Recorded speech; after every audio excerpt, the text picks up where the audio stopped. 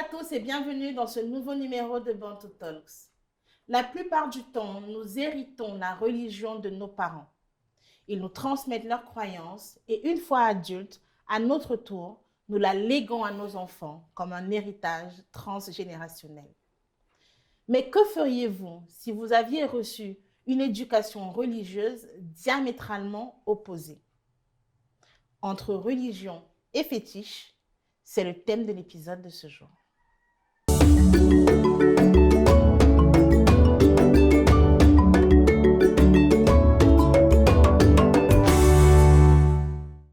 Bonjour Boris. Bonjour Grace. Merci d'être là. Merci d'avoir accepté mon invitation. C'est vrai que ton témoignage est particulier, surtout pour nous autres Africains, parce que entre nos traditions et puis, on va dire, la religion plus dite moderne, tu vois, les gens ont souvent comme ça un peu le pied entre deux chaises. Donc, c'est d'autant plus intéressant d'avoir ton point de vue, ton témoignage. Toi qui as vécu une histoire donc, de l'intérieur comme ça et qui a été, comment dirais-je, confronté en fait aux deux héritages simultanément, c'est ça? Exactement, Grace. Bon, je te laisse nous raconter voilà, ton histoire depuis le départ. Comment ça a commencé? Ok. Déjà, merci Grace vraiment de m'avoir permis de venir m'exprimer et me libérer sur le plateau de Bantu Talks. C'est vraiment une très très bonne émission. J'ai suivi quelques-uns de vos épisodes sur le réseau et puis c'est ça qui m'a motivé à venir ici aujourd'hui. Bon, déjà, pour que vous compreniez mon histoire, je suis obligé de commencer dès la genèse. Bon, voilà. Je viens d'un petit village, pas non loin de Douala. À l'époque, mon grand-père qui est de l'Ouest, donc en quête d'une sorte de terre promise, il est venu s'installer dans ce petit village-là. Et c'est là qu'il a créé sa famille. Bon, arrivé dans ce petit village-là, lui, il vivait du commerce. Il avait une quincaillerie. Et ma grand-mère, sa femme, elle s'occupait des champs. Bon, je dois dire qu'à cette époque-là, on peut dire qu'il était un peu le bourgeois du village, on va dire ça comme ça, ou bien parmi les bourgeois du village, parce que c'était le premier à avoir une quincaillerie et tout. Donc la vie était un peu plutôt, un peu modeste, quoi. Bon, c'est là où il a eu mes parents, mon père et ses frères. Il y a 3 garçons.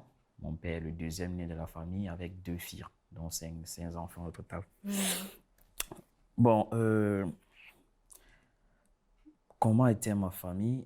Ma famille était vraiment très, très tradition. Oui, chez nous, les histoires d'église, on ne connaissait pas trop ça. Donc, Tradition, c'est-à-dire, dans quel sens? tradition, ça veut dire, on pratiquait les trucs des crânes là, au Oui. village là. Moi, je ne sais pas trop comment décrire ça, mais sinon, euh, on ne manquait pas d'aller faire des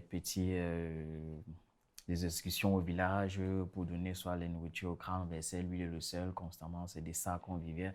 Et c'était toujours déjà, même quand il y avait un problème, on disait que non, c'est pas qu'on va prier Dieu. On va dire que On non, va c'est payer aux tel ancêtres. grand-père qui est fâché, qu'il faut aller donner telle chose, telle chose. Et puis maintenant, Donc, en fait, vous vous en remettiez aux ancêtres. exactement. Donc, si ça Exactement. ne va pas, c'est les ancêtres qui nous guident, c'est les ancêtres qui sont là pour nous. Exactement. On vénère plutôt les ancêtres. C'était un peu ça, notre D'accord. famille. Bon, maintenant, mon père et ses frères, ils ont grandi. Mon papa, lui, mon grand-père, il est décédé. Il a laissé l'héritage à mon père. Parce que c'était lui un peu le plus intelligent, le plus mature. C'est vrai qu'il avait son grand frère, mais son grand frère était un peu désordonné.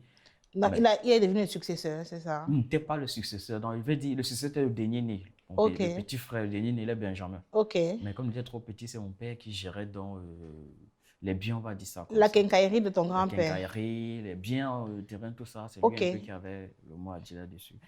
Bon, comme ils ont tous grandi, la famille était toujours à l'aise.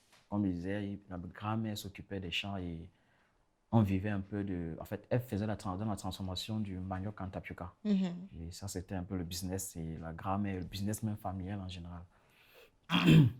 Ma tante, la petite sœur de mon père, elle s'est mariée à un monsieur. Chez nous, les Bamileke, on appelle ce genre de personnes les Ménissi. C'est quoi les ministres? Ce sont des tradis praticiens, des guérisseurs parfois des marabouts. D'autres Ok. personnes les connaissent un peu comme ça. Donc, Ok. elle s'est mariée à ce À monsieur-là, un ministre. à un Ménissi.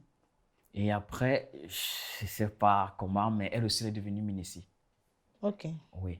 Donc, du coup, c'est un peu elle qui était un peu comme, vous voyez, un peu, on dit, à l'église, il y a le prêtre qui essaie de guider un peu les chrétiens, les conseiller, voir comment ça se passe et tout. Maintenant, le Mhm. mine ici, maintenant, côté tradition, il est un peu comme celui-là qui dit quand quelque chose ne va pas, va voir tel grand-père, quand quelque chose ne va pas, il y a tel blocage, Donc, va c'est voir. un guide Vous spirituel. voyez, c'est un peu comme ça, puisqu'il D'accord. traite certaines maladies un peu mystiques et tout. Ok. Donc, on vit comme ça, là. Donc, on vit comme ça, en harmonie, la famille vit comme ça. Les choses sont passées, mon père a quitté la maison familiale. En fait, oui, mon père aussi rencontré ma mère en étant dans la maison familiale. Mhm. Oui. Donc, de là, ils m'ont eu. Je suis le premier-né, en fait, de la famille. Entre papa et maman, je suis le premier-né. Mais en étant ma mère avec déjà eu un fils, parce qu'elle venait du centre. Elle aussi, sa famille était aussi installée dans le village. Là, à cette époque-là où on cherchait un peu les terres promises. Donc, c'est là qu'ils se sont installés. Parce que le village de ma maman, le village de mon papa, c'est très, très loin de où je suis né, en fait. Vous voyez un peu. Donc, D'accord. eux, ils se sont rencontrés là-bas.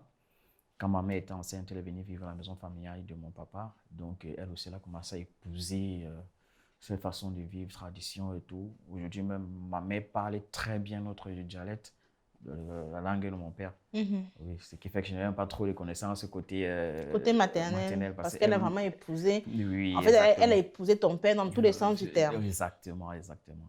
Donc, c'était un peu ça. La famille allait très bien. Mon père, après, il a acheté son terrain, il a construit sa maison et il allait faire sa part de famille, il va laisser dans la maison familiale. Mais entre-temps, maintenant, ma tante, elle allait vivre à Douala avec son mari. C'est là où elle aussi, elle gérait son business. La tante est devenue ministre après, Oui, c'est oui, ça. oui. Elle est Ok. venue maintenant, elle vit avec son mari à Douala.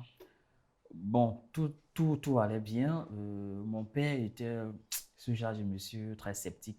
Il n'avait même pas dit que même côté tradition, là, il faisait aussi partie de la famille. Mhm. Et ma mère, par contre, elle était très religieuse. Parce qu'elle venait d'une famille vraiment. L'église chez eux, c'était vraiment. En fait, c'était ça, en fait. Donc, déjà, là, pratiquement, j'ai deux cousines qui sont au couvent. D'accord. Oui, donc, l'église catholique. Donc, elle vient de cette religion-là. Donc, quand elle vient, mon père, tous les dimanches, quand même, on faisait l'effort d'aller à l'église catholique et tout. J'ai été baptisé, communié à l'église catholique. Bon, ma maman, vraiment, elle sortait de son côté, la famille était vraiment beaucoup religieuse. Donc, elle essayait de nous inculquer un peu Mhm. cette façon de vivre là. Bon, mon père, lui, comme je disais tantôt, il était un peu sceptique. Il n'était pas, non, il n'était pas contre le fait que ma mère allait à l'église catholique. Et puis, les trucs de la famille, avec le recul, je me suis rendu compte que lui aussi faisait parce que, bon, c'était le truc de la famille, les traditions, de temps en temps, vacances, on peut au village, on fait ci, on fait ça. Mais maintenant, comment étaient mes parents, mon pater, lui, il était très rarement à la maison, en fait. Mhm. Oui. Donc, il pouvait sortir le matin, il part à sa boutique là-bas, il rentrait tard dans la nuit. Et puis, ma tère aussi, bon, c'était déjà quand elle a cuisiné. C'était une femme aussi qui bougeait beaucoup, donc elle a cuisiné, nous laissait, nous étions que les garçons à la maison avec une seule fille, donc cinq enfants avec une seule fille. Dès qu'elle a cuisiné, là, elle nous laissait, on nous sert une fois, après le reste, sinon on peut se servir comme elle veut, elle est par terre, soit dans ses marches, soit dans ses réunions. Et je dois Mhm. dire elle faisait pratiquement 5 réunions, hein. Et il y avait 3 réunions que c'était elle la trésorière. D'accord. Oui, c'était vraiment une femme que quand elle est dans quelque chose, on sent qu'elle est Donc, là. très, très occupée, Oui, très oui, investie. oui, exactement. Et le mec fait savoir que c'est elle qui maîtrise la chose Je dans comprends. tous les contextes. À quel moment alors tu as eu une réelle, parce que je comprends que ton papa, c'est clairement l'héritage de tes grands-parents, Mhm, l'héritage culturel de la vénération des crânes, l'invocation des ancêtres. Et mhm, maintenant, ta mère qui arrive avec un héritage, on va dire, plus usuel, mhm, plutôt. Voilà, donc avec la religion au sens basique qu'on connaît tous. exactement. Maintenant, donc tu grandis dans cette atmosphère-là. À Mhm. quel moment alors maintenant il y a comme un choc entre les deux? Parce que beaucoup de personnes arrivent à lier en fait ces deux façons de faire. Ok, bon, en fait, je vais y arriver. Donc, il a fallu d'abord que je vous présente un peu la Oui, situation très basée, bien. comment c'était en fait. Tout à fait. Pour comprendre aussi d'où ça vient. Exactement, exactement. Donc, bon, voilà, c'était en fait ça. Ma famille, c'était trop free. On n'avait pas trop de contrôle sur les enfants. Nous, les enfants, on savait qu'il y avait des choses qu'on ne pouvait pas faire parce que mon père était vraiment sévère. Pas qu'il nous tapait trop, massacrait trop, mais c'était genre, on l'appelait même chien méchant. Il Mhm. rit rarement. Et pendant mon enfant, pratiquement jamais vu mon père rire. C'est vrai? Oui, oui, oui, oui, il était toujours sérieux. Vous voyez un peu. Donc, et maintenant, pendant les fêtes, nous, on était free. Le père partait sur Douala, il achetait les vêtements, il ramenait. Pendant le 25, comme ça, on nous habille, là, maman prépare, on fait les photos de famille, maman prend sa route, papa prend sa route. Nous, les enfants, nous, on restait, on partait se balader, on rendait visite sur le tonton et tata. Ceux qui pouvaient continuer jusqu'à veiller. À la nuit, qu'on est fatigué, on pas dormir chez la grand-mère. Donc, c'était comme ça, la vie, Mhm. c'était free en tout cas. On savait qu'il y a des choses qu'on ne devait pas faire, on savait qu'il y a des limites qu'il ne fallait pas traverser, mais on était à l'aise. Et puis mon papa était le genre, il protégeait un peu trop sa femme. C'était un peu, genre même s'il faut faire le champ, il ne voulait pas que sa femme fasse le champ, il veut même faire un petit commerce comme ça, il ne voulait pas. Ma femme était juste là comme ça, là, le vendredi, il donne son argent de cotisation des réunions, elle part à sa réunion et tout. Donc tout était free à la maison comme ça. En classe de troisième, j'ai eu mon BEPC, il fallait que je parte faire comptabilité.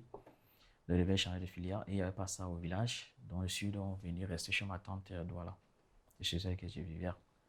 Mais maintenant, cette période est un peu. Je pense que c'est en cette période un peu que les choses ont basculé.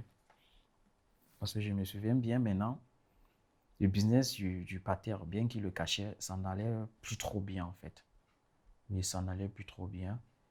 Et l'année qui suivait, quand ils sont en seconde, il y a eu comme un boom en fait. Parce que ma mère était trésorière de 3 réunions. Il y avait des trucs de cassation là, remboursement, tout Mhm, là, tout mhm. ça. Mais c'est comme si elle ne pouvait plus les rembourser. La première réunion est venue d'abord commencer à mettre la pression, il fallait rembourser. Après, ça s'est enchaîné, la deuxième réunion s'est enchaînée. Donc, en fait, on vivait, c'est comme si on vivait sur l'argent de la réunion. Il fallait de rembourser. Oui. D'accord. Donc, là, les dettes ont explosé. Boum. Tout d'un coup, comme ça. Donc, la famille a connu un déclic. Mon père, lui, avant même cette période, il avait fait voyager son dernier né, qui est en Europe aujourd'hui. Donc, celui-là essayait un peu de le soulager. Il s'est un peu soulagé. Et ma tante aussi essayait de le soulager, mais ça n'allait pas. Ce qui fait que ma mère, maintenant, a commencé à se lancer dans le business de l'agriculture. Donc, elle a commencé à acheter les champs de manioc qu'on exploitait. Mais jusque-là, ça ne donnait pas. Parce qu'elle prêtait toujours l'argent pour faire exploiter, pour exploiter le manioc. Parfois, le champ, ça ne donne pas ce que ça Bien devait sûr, produire. bien sûr. Mais se retrouve encore qu'elle a juste augmenté les dettes. Et donc, une fois, ils ont fait la rencontre d'un monsieur qui les a proposé un champ de manioc. Oui, et un jour, ils ont rencontré un monsieur qui leur a proposé un champ de manioc. Genre, ils exploitent avant de payer. Ils ont fait le premier champ, ça a donné comme ça. Ils ont fait le deuxième champ, ça a donné comme ça. Le monsieur a commencé à dormir à la maison, chez nous à Sousa. Euh, Après, le monsieur a commencé à aller parler de l'église, en fait, d'essayer de les conseiller spirituellement, non? Que bon, voilà, lui, il appartient à telle église, voilà comment ça se passe. Il faudrait qu'eux se confessent. Parce que la mère était catholique. Mon père, lui, il ne voulait même pas entendre les trucs de religion, là. Mais maintenant, ce monsieur-là, vu qu'il a. Je ne sais pas, vu qu'il les permettait d'exploiter les champs facilement, il les permettait un peu de remonter les pentes. Le monsieur a démarré, il nous a dit que les choses seraient encore vraiment mieux s'il suivait le vrai Dieu, s'il suivait la vraie église. C'est comme ça qu'ils sont entrés. Ma mère est entrée dans l'église réveillée. D'accord. Quand elle entre dans l'église réveillée, c'était la totale. C'était la totale. Elle a commencé à régner nos traditions, commencé à critiquer toute la famille. Vous voyez, l'église réveillée avec les histoires des traditions, c'est comme une guerre sans fin. Pour eux, la tradition ne devait pas rester. Pour eux, faire la tradition, c'est comme si on louait le diable, en fait. C'est pas que les églises réveillées, hein. À mon sens, Oui, à ma à mon connaissance, toutes niveau, en les fait, églises. Mais toi, en fait, avec ton œil oui, d'enfant, tu rendais responsable l'église réveillée, en fait, où ta mère oui, était partie. on C'est va ça. dire ça comme ça. Donc, petit à petit aussi, même mon père qui était sceptique à faire ces histoires des églises, il a commencé à s'investir à fond là-dedans. Donc, du coup, une nouvelle façon de vivre. Ils essayaient de nous imposer une nouvelle façon de vivre. Nous, qu'on pouvait s'habiller comme on voulait, nous, on pouvait faire nos fêtes comme on voulait. On commence à dire, il ne faut plus faire ça, il ne faut plus faire ceci, il faut plus, il faut plus, il faut plus, il faut plus. Et tu as C'est, quel âge à ce moment-là? en ce moment, je suis dans les 16, 17 ans. D'accord. Oui. C'était devenu très. Parce que de temps en temps, il partait aux vacances pour les donner un coup de main, puisque moi, je Mhm. suis à Douala. Maintenant, pendant les vacances, là, vous voyez, il y a souvent les fins d'examen, le BEPC, on dit qu'il y a les soirées, pour fêter la fin du BPC. Bien On doit sûr, bien sortir avec les sûr. frères et tout. C'était devenu compliqué. Des trucs qu'on pouvait sortir facilement. Maintenant, tu sors, tu rentres, on te tabasse, on te gronde, on te traite d'enfant mondain. Je me souviens une fois avec mon petit frère, nous étions sortis. Quand nous sommes rentrés, c'était un samedi, nous sommes rentrés le matin, dimanche. Ma maman a porté nos vêtements, nous chasser de la maison. On vient, impur, on dit quoi là? On vient, comment on dit? C'est comme si on vient t'acheter sa pureté en fait. Dieu, Oh oui. là. Donc on vient, c'est comme si on vient intoxiquer. Elle avait changé de vie, nous on l'intoxique, tout ça. C'était grave. Elle nous tirait pour nous habiller. Versez dehors, sortez de ma maison. Vous êtes les satans, les enfants modins, tout ça comme ça. Et puis c'était encore pire sur moi parce qu'à cette époque-là, pour moi, la seule chose qui me permettait d'évader, c'était la danse. Oui. De faire la danse hip-hop. Elle me disait, quand je danse, c'est que je loue le diable en dansant. Oh là Oui, là. c'était devenu compliqué. Tu achètes un vêtement, il y a peut-être une crâne dessus, on va bouler. Tu sors comme ça, tu rentres que maman est en train de bouler tel vêtement parce qu'il y avait telle chose. Donc vraiment des extrêmes. Ouais, c'était très compliqué. Il y avait la famille, alors c'était devenu terrible. Terrible, parce que mon père était un peu comme le pilier de la famille. Et maintenant, il s'est lié à sa femme. Ma tante qui comptait toujours sur mon père pour la lever, c'est déjà devenu compliqué. Les relations, ça ne donnait plus ça parce qu'elle était ménissée. Mon père était. Merde, c'était invivable. Et c'est ta tante chez C'était qui tu invivable. restais quand tu allais à Douala pour fréquenter. Oui, Donc tu te retrouves, donc quand tu es à Douala dans la tradition oui, de vénération des ancêtres, des crânes avec ta tante et ton oncle qui sont bénitiés. oui. Et quand tu rentres chez vous à Souza, Ah, tu es avec ta mère qui, dès que moi-même, si c'est un crâne pour décorer quelque chose, il faut brûler. faut bouler. J'imagine les chansons religieuses toute la journée. Elle dit que Les, dans... les nuits de prière, c'était grave. Il n'y a non pas des heures. Vous entrez au travail à midi, on coupe, il faut qu'on prie. À minuit, ils font les nuits de prière. Après, à 4 heures, donc, tu travailles toute la journée, tu es fatigué. À minuit, il faut que tu te réveilles pour prier. Après, à 5 h 4, il faut que tu te réveilles pour qu'à 6 heures, tu partes au champ. C'était compliqué, en fait. Très compliqué à vivre. Quand j'ai eu mon bac, je pense que quand on me félicitait, même, chacun me félicitait en me donnant sa part des raisons. Comment ça? Parce qu'avant de composer le bac, il y avait mon grand frère qui avait fait le bac 3 fois. D'accord. Donc avant de composer, ma tante nous a emmenés à l'ouest, dans notre village. On allait se laver dans une chute. Oui, c'était un truc un peu bizarre. Dans la chute, il y avait les jambes, les pièces, non, partout, partout. En fait, tu sentais que c'est là-bas qu'on faisait Tu des fais des rites rites, oui. constamment. Donc on s'est lavé dans cette chute-là. Et puis quand je suis aussi allé à Souza, bon là-bas, ils ont fait des prières et tout. Quand je suis allé composer, j'ai reçu mon bac. Ok, à Souza, on jubilait que non, Dieu a fait que j'ai reçu au bac. À Douala, on disait que Merci les ancêtres. c'est les ancêtres. Bon, je ne sais pas s'ils pensaient que c'est eux qui écrivaient à ma place, mais aucun moment. Il fallait que je continue mes études. Oui, Mon père, lui, proposait qu'il n'y ait pas de continuer en Tchang, oui. mais n'ayant même pas assez de moyens, peut-être parce qu'il fallait nous louer là, tout ça. Logement, tout ça, Tout c'est pas ça. facile, ouais. Mon oncle, maintenant, qui est du côté qui est en Europe, avec ma tante, disait qu'il fallait plutôt que je continue à Douala. Moi, j'ai un baccalauréat en comptabilité. Donc, ce qui était mieux pour moi, c'est, même s'il y avait pas assez d'argent pour entrer dans les écoles privées, que je n'ai pas normalement fait comptabilité et finance à l'université de Douala, qui était une filière un peu professionnelle. Donc, du coup, on me balançait comme ça, il n'y a pas à Souzou, on dit ça, il n'y a pas à Douala. Et la rentrée approchait, je n'étais pas fixé. Pour finir, je ne pouvais pas choisir un camp, il fallait se choisir un camp et que ça ne donne pas, je suis bloqué. Vous voyez un peu. Donc, du coup, j'ai attendu jusqu'à la dernière minute. J'ai dit à la mère que bon, voilà, je vais faire comptabilité finance ici à Douala. Mon père a dit, ok, c'est comme ça, oui, ça va, tu as choisi, non, tu vas gérer avec ces gens-là. Et ainsi, ça se bloque là-bas, ça vous regarde, ça vous regarde. Le fait aussi que j'ai trop perdu le temps, même mon oncle n'était plus trop par rapport à moi. Donc, j'avais déjà mon an de préinscription. Et puis, il fallait faire la préinscription en ligne.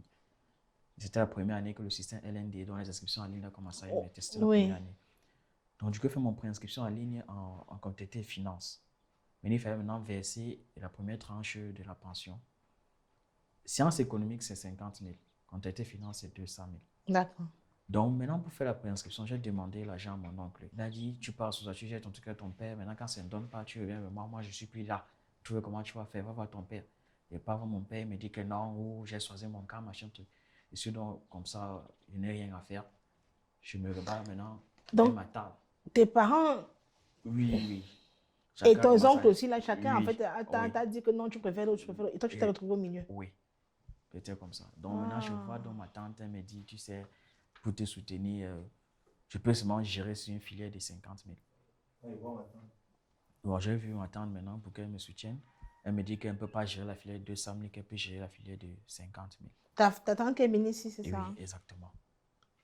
Donc, j'ai déjà fait les préinscriptions en comptabilité finance. La machine connaît que je suis en comptabilité finance. Donc, il faut maintenant faire les demandes pour être transféré. Transféré. J'ai perdu 2 ans comme ça parce que quand j'ai bien fait ma retraite, le doyen a bien validé ma retraite. J'ai appartenu à la sciences économiques sur le papier, mais quand il n'a pas tiré mes cursus de paiement, parce qu'on tirait ça en ligne, la machine me reconnaît que je suis toujours élève de comptabilité finance, donc ça me donne la facture de comptabilité finance. Oh là là. Oui, avec un matricule déjà qui est en comptabilité Oui. finance, c'était pas évident. Ok, donc c'était pas évident. J'ai passé 2 ans à paroter comme ça. Oui, quand il composait, mes notes ne sortaient pas. Je me suis retrouvé parfois avec 3 matricules à la deuxième. Parce que la première année, j'ai fait les demandes, ça n'aboutissait pas, j'ai d'abord arrêté. Mais à la fin de l'année, je ne partais plus. Parce qu'après tous les efforts que je faisais, je n'arrivais pas à fréquenter normalement. J'ai donc arrêté. J'ai dit que dans l'année prochaine, je reviens me préinscrire normalement. Normalement, oui, Oui. oui. Et c'était une grosse erreur. Parce qu'entre-temps, ça avait abouti. Donc, j'avais réussi dans la machine à me balancer en sciences économiques. Donc, j'avais déjà un matricule en sciences économiques. Donc, quand je reviens l'année suivante pour me préinscrire, j'ai doublé matricule en sciences économiques. C'était C'est encore compliqué. tout un problème. Donc, moi, j'ai fait mon secondaire, jamais échoué. Je ne connaissais même pas l'échec. J'étais très brave. Donc, mon premier échec, c'était à l'université comme ça.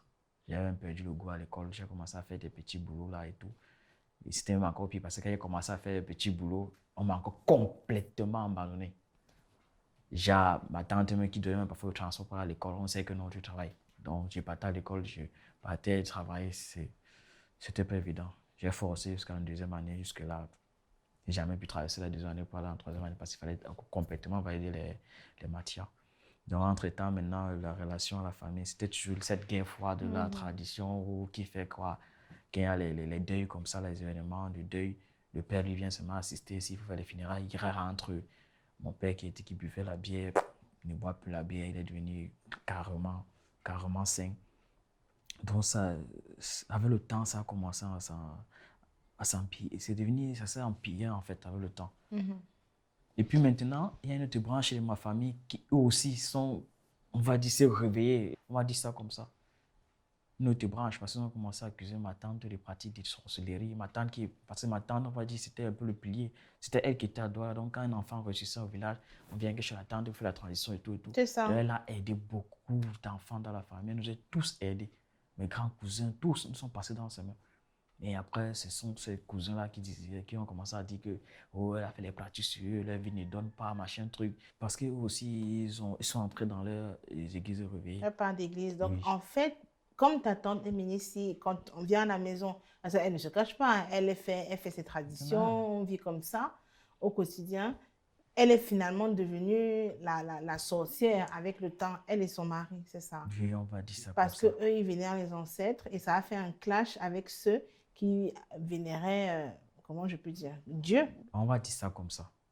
Oui, parce que cette tante qui était le pilier, le rond-point de la famille, elle a commencé à être vue maintenant comme la sorcière. La famille s'est divisée. Je comprends. Divisée. Et ça s'est divisé très bizarrement parce que même ceux qui ont pris notre route de l'église, ce n'est même pas la même. C'est vrai. Bon, je vais dire c'est la même chose que l'église de ma mère, sous ça. Mais c'est vrai, ma mère trouve qu'ils ne sont même pas assez impliqués dans l'église. Donc, ce qui fait que pour elle, c'est sa part qui est mieux. Et si tu n'es pas dans son église, C'est pas bon. c'est pas bon en fait. Donc, même de côté d'église, il y a église et Et église. il y a église et église.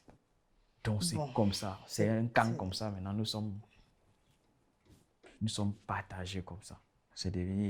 Ça a pris notre tournure, on va dire ça comme ça, parce que l'église auquel ma mère appartenait au village, le père fondateur est mort. Le fils a pris la relève et apparemment il ne gérait pas comme le père. Parce que chaque vacances comme ça, il partait à une retraite qu'ils organisaient. Toutes les églises là se retrouvaient là-bas avec les membres. Maintenant, quand le père est mort, ils avaient déjà cotisé l'argent pour ces retraites là. On a annulé la retraite. On ne sait pas où l'argent est passé. des clans à l'église ont commencé à se créer. Et ma mère, comme pour elle aussi, c'est la façon qu'elle est faite qui est meilleure. Elle a commencé même déjà à juger déjà le pasteur de l'église là. Elle a créé sa part d'église. Oui, ça a commencé comme ça, elle a commencé à la juger. Après, ils ont commencé à faire maintenant les... Elle disait au départ, c'était juste les séances de prière à la maison. Et un peu, elle est devenue pasteur. Un peu, c'est devenu l'église.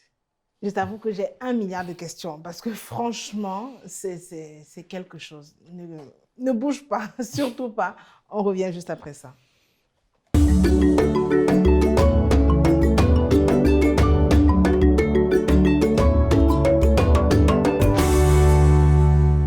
sommes de retour donc pour les questions des téléspectateurs.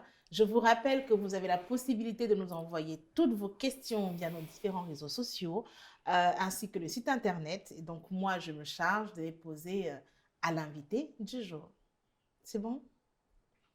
Ah, je suis vraiment désolée. Tu es déjà reparti dans... C'est bon, c'est bon. Tu as besoin d'un moment pour Non, ça respirer? va aller, ça va aller.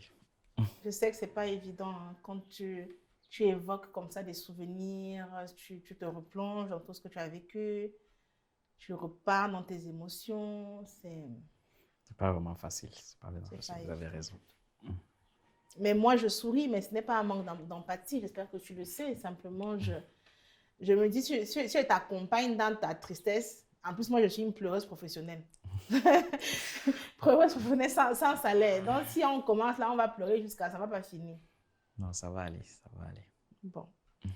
On va commencer par la première question donc de Déborah du Congo-Brazza qui te demande aujourd'hui, quelle est ta relation avec tes parents? Bon, ma relation avec mes parents, ça tient sur un bout de fil.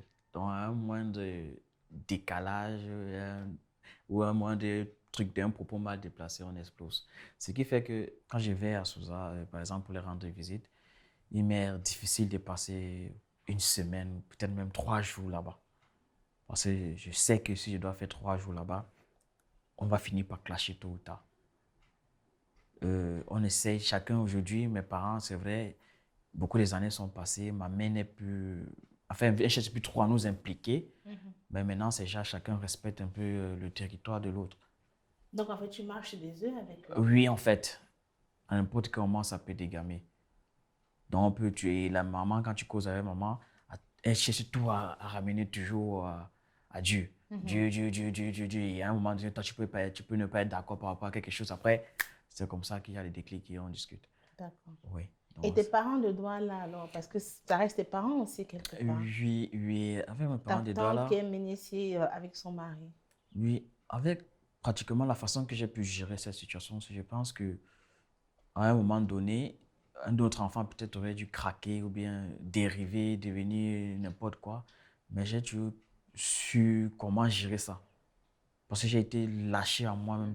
Je veux dire, j'ai toujours su comment gérer tout ça. Parce que j'ai été lâché à moi-même il y a très longtemps. Je me débrouille pratiquement tout seul. Donc, quand je demande de l'aide même, c'est pas vraiment l'aide qu'on me donne peut-être la moitié ou bien un peu. Donc, le fait de pouvoir, en fait, l'autonomie que j'ai pu avoir. Oui. Oui, je ne demande rien à personne, je fais des choses comme je le sens. Et tu vas encore là-bas, tu vas chez eux, vous avez gardé des relations proches? On a de très bonnes relations avec ma tante, on a de très bonnes relations. Tu dors à la maison? Présentement, comme je vous disais, c'était un peu le carrefour. Oui. Présentement, chez ma tante, il y a mon petit frère et il y a ma petite soeur. Et il y a le fils de ma petite soeur, parce qu'après aussi, elle a grandi, elle a eu un enfant. Et bon, c'est vrai qu'elle a encore la maison familiale là-bas. Oui. C'est ma tante, en fait, qui les garde, en fait. D'accord. Oui, donc elle est restée votre aéroport à tous? Oui, je pense que, niveau famille, nous sommes encore les seuls qui croient en elle, enfin, qui restent avec elle. Et parce que nos autres cousins, les grands, là, chacun voit en elle la sorcière, on va dire ça comme ça. D'accord, oui. Je comprends.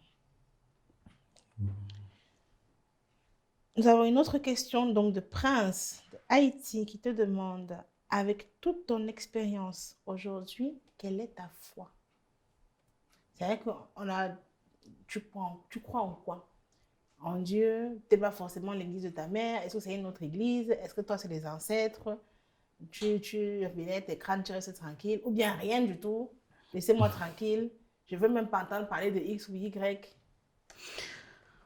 En fait, avec le temps et le recul, je crois que à un moment donné, l'église était une très bonne chose pour mes parents, particulièrement pour ma mère. Comme je vous ai dit au départ, ma mère était une femme qui prend, quand elle s'engage dans quelque chose, elle y va corps et âme dans tout ce qu'elle fait. Et avec tous les problèmes financiers qu'ils ont eu dans le temps, et du jour au lendemain, ils sont retrouvés à zéro. Mon père était un homme très respectable au quartier. Comme je disais, c'était chien méchant. On ne lui parlait pas n'importe comment. Bon, tout le monde là le clashait tout le monde. Donc, à un moment donné, je pense que s'il n'y avait pas eu l'église, ça devait être la folie pour maman.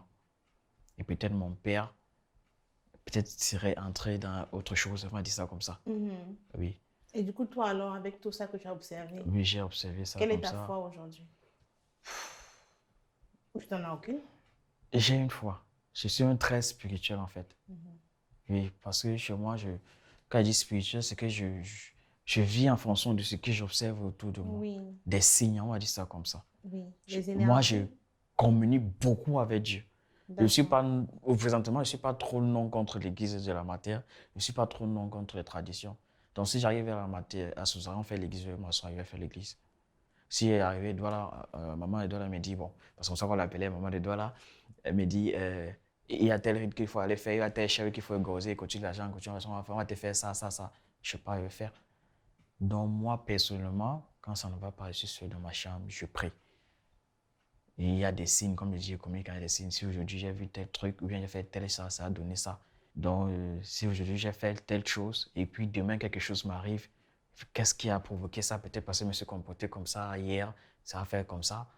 Maintenant, j'ai abandonné telle chose, ma vie est en train de parler dans ce sens-là, j'ai fait ça, ça va. Donc, en fait, je suis dans ce système-là. Pour moi, Dieu, la religion, l'église, tout le monde communique avec Dieu. Mhm. Avant, je partais à l'église constamment, mais je ne veux pas dire qu'il n'y a pas d'église meilleure, il n'y a pas de religion meilleure. Tout dépend vraiment de tout un chacun. Sa foi, c'est avec ce qu'il croit. Et moi, je crois qu'il y a un être invisible qui est là, qui veille sur nous, un être qui a créé tout ce monde ici-là. Et un être qui, quand tu le pries, et il t'exauce. C'est en fait ça. Je comprends.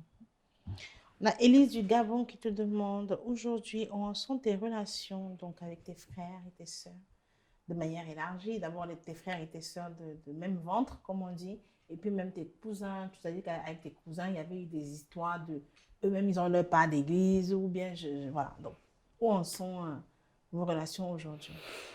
Bon, avec mes frères, je pense que ce qu'on a vécu nous est beaucoup liés, particulièrement enfin, mon petit frère qui me suit directement, on va dire ça Mhm. comme ça, parce que nous sommes quasiment comme des jumeaux.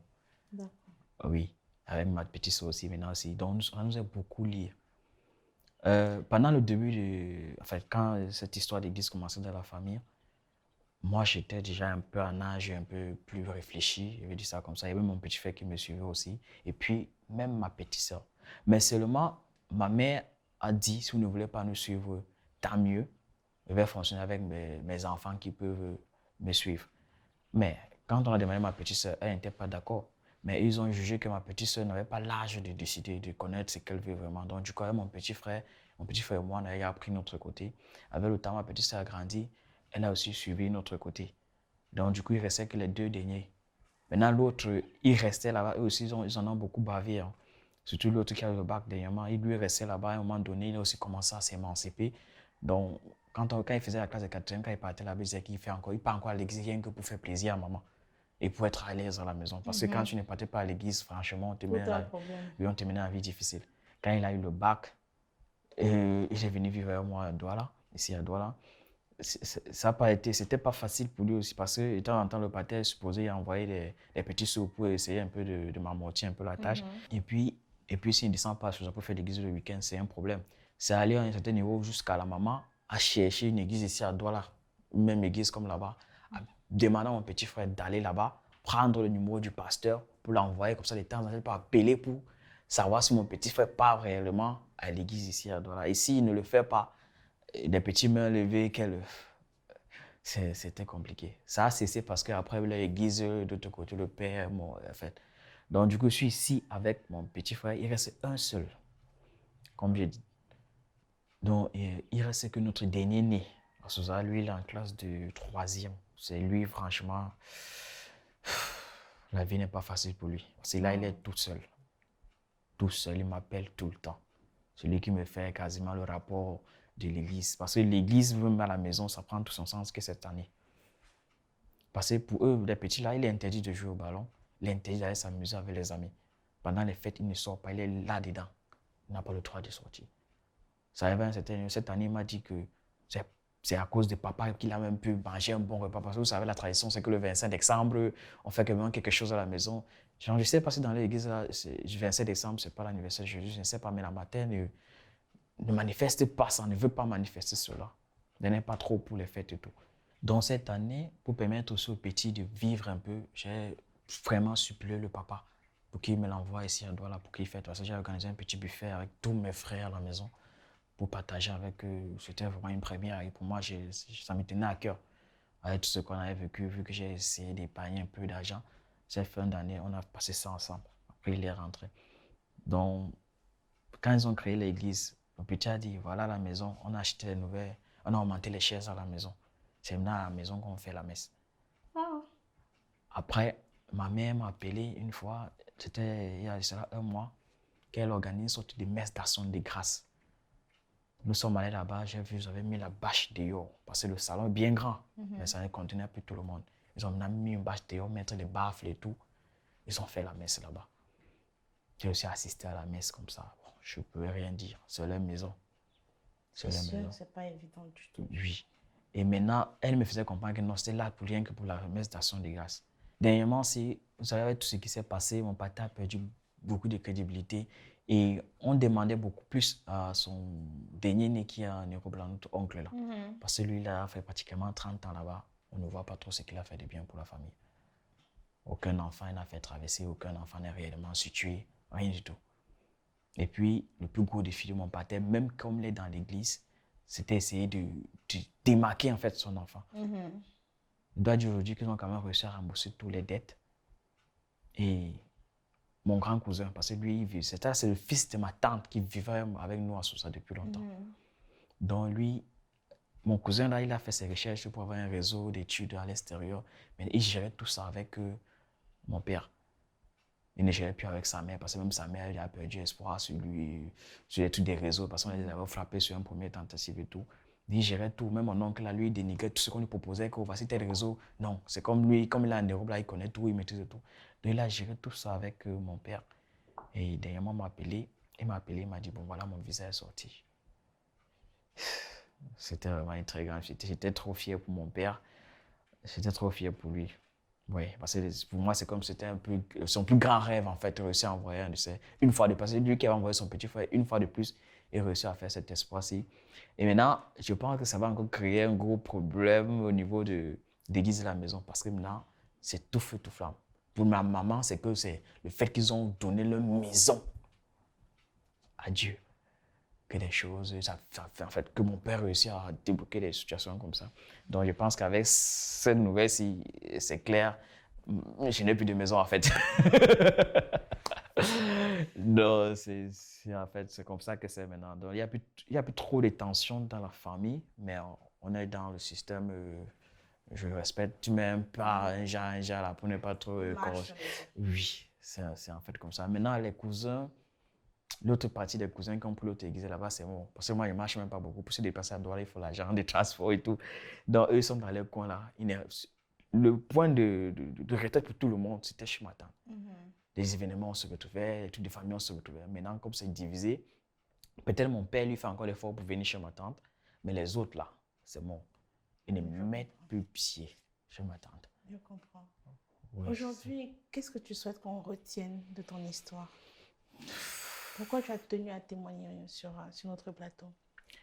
En vrai dit, en premier, c'était pour dénoncer vraiment ces effets les effets que les églises apportent vraiment dans des familles. Vous voyez un peu, je parie qu'il y a plusieurs familles qui ont certainement été, vous m'avez dit, victimes. Bien sûr. Oui. Pour moi, je voudrais vraiment que tous ceux qui nous écoutent comprennent qu'il y a un seul Dieu, en fait. Il y a Dieu et il y a la Bible.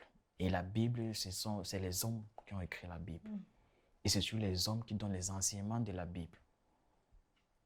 Donc, du coup, l'homme n'est pas parfait. Donc, du coup, tous ceux qui suivent ces enseignements ne doivent pas aller avec un esprit bénin, on va dire ça comme ça, genre, ils n'essayent pas eux-mêmes après de réfléchir que ce que l'autre est en train de dire par rapport à ce que je suis en train de lire, si ça va dans le sens là, quoi, réellement. Ce n'est pas les hommes qu'on doit vénérer, on va dire ça comme ça. Parce qu'à un moment donné, dans la bouche de ma mère, c'était, il avait souvent un nom, c'est le père, elle employait souvent un nom là, le serviteur de Dieu. Donc à un moment donné, pour ma mère, c'était tu le serviteur de Dieu qu'elle mettait en avant. Donc il faudrait vraiment que aller à l'église, c'est bien, avoir une foi, c'est bien, mais qu'on ne se laisse pas trop endoctriner, on va dire ça comme ça. On ne se laisse pas trop endoctriner. Je sais que je ne suis pas le seul enfant, ou bien je n'ai pas la seule famille qui a été victime d'endoctrinement, je vais dire ça comme ça, des églises. Donc il faudrait que les gens gardent un certain éveil, une certaine logique dans certaines choses. Et peut-être un esprit critique aussi. Oui, un esprit critique. Il n'y a aucune église n'est parfaite, aucune religion n'est parfaite. Chacun peut suivre Dieu. Il y a un seul Dieu en fait. Dans ce cas, ce sera vraiment le mot. Il y a un seul Dieu. Effectivement, ce qui est marrant en fait, enfin marrant, façon de parler, mais dans toutes ces religions-là qui prônent la paix, qui prônent la tolérance, qui prônent l'amour de son prochain, mais malgré tout ça, on a parfois l'impression que ça ne reste que des paroles et que les gens ne pratiquent pas vraiment profondément ce qu'ils prônent. Donc, ce sera peut-être ça, une espèce de tolérance en fait de son prochain. Merci beaucoup pour ton témoignage. Je ressens ta peine, je ressens ta peine. Que te dire, si ce n'est qu'on se bat avec les cartes que Dieu nous a mis en main, que ce soit Dieu ou les ancêtres, je ne sais pas. On fait comme on peut avec ce qu'on a reçu. On ne choisit pas sa famille du tout. On ne choisit pas son héritage. Mais par contre, on choisit soi-même le chemin qu'on prend en fait. Le chemin là, par contre, c'est un choix qu'on fait délibérément en étant adulte. On est dans une famille, on nous transmet des valeurs. Et après, en grandissant, il y a l'éducation qu'on se fait en dehors, aussi avec notre propre libre arbitre. Donc, bon courage vraiment pour la suite. Merci, grâce. Merci à vous d'avoir été parmi nous.